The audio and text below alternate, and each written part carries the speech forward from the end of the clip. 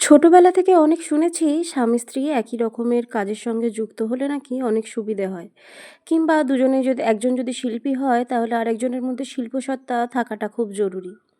কিন্তু জানো, আমাদের মধ্যে আমরা একজন, আমি তো দেখতেই পাচ্ছ এই ধরনের কাজকর্ম অর্থাৎ শৈল্পিক কাজকর্ম করতে ভালোবাসি। আমার বাড়ির প্রত্যেকটা দেওয়াল, চাদর, জামা কাপড় সমস্ত কিছুতে আমি শিল্পের ছোঁয়া রাখতে ভীষণ পছন্দ করি। কিন্তু আমার স্বামী ঠিক তার উল্টো।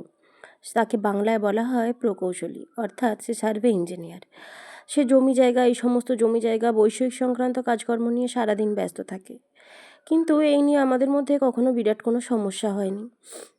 এই যেমন ধরো, আমার মা আমাকে ছোটবেলায় বলতো, এই যে সারাদিন ঘন্টার পর ঘন্টা ছবি নিয়ে বসে আছিস, বিয়ে হলে বুঝতে পারবি কত ধানে কত চাল।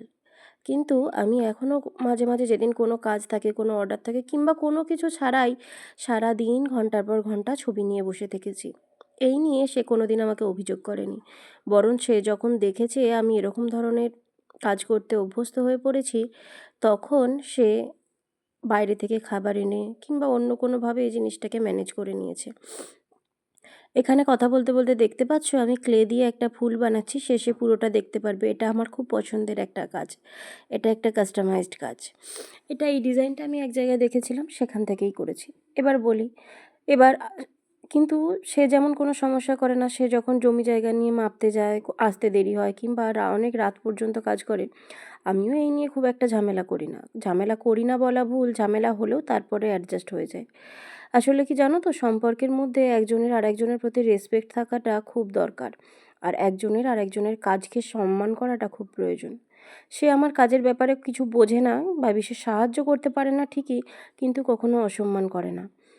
আবার আমিও যেমন তার কাজের দিকগুলোকে বুঝি না, কিন্তু সে যখন তার কাজের কোনো অভিজ্ঞতা কিংবা বাইরে থেকে কোথাও মেপে এসে তার অনুভূতিগুলো আমার সঙ্গে শেয়ার করে, সেগুলো আমি চেষ্টা করি যতটা মনোযোগ সহকারে শোনা যায়।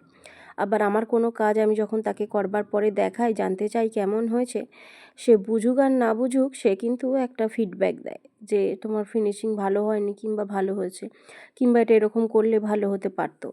কিংবা আমি যখন আমার কাজের জন্য কোনো জিনিস তাকে এনে দিতে বলি, সে কিন্তু বিনা বাক্য ব্যয়ে এনে দেওয়ার চেষ্টা করে, যদি তার পক্ষে সেই মুহূর্তে এনে দেওয়া সম্ভব হয়। এই আন্ডারস্ট্যান্ডিংটা খুব প্রয়োজন, না হলে দুজনের পক্ষেই কাজ করাটা অসুবিধে হয়ে যায়। সম্পর্কে সম্মান থাকলে কাজটা এগোনো অনেক সহজ হয়, আর একজনের আরেকজনের পাশে থাকাটা খুব গুরুত্বপূর্ণ। সেটা পরিস্থিতি যেমনই হোক, পাশে থাকতে হবে, তবেই সম্পর্কটা সুস্থ স্বাভাবিকভাবে এগিয়ে যাবে। এবং এই ছোট্ট ছোট্ট বোঝাপড়াগুলো সম্পর্কের মধ্যে অনেক সুস্থতা এনে দেয়, অনেক দৃঢ়তা এনে দেয়। আবার খারাপ পরিস্থিতি এলে তবে কিন্তু ভালোভাবে একসঙ্গে বেঁচে থাকা যায়। যা হোক, গল্প করতে করতে আমার কাজটা প্রায় শেষ হয়ে গেছে। এটা একটা হাড় কানের সেট। জানিও কেমন লাগলো।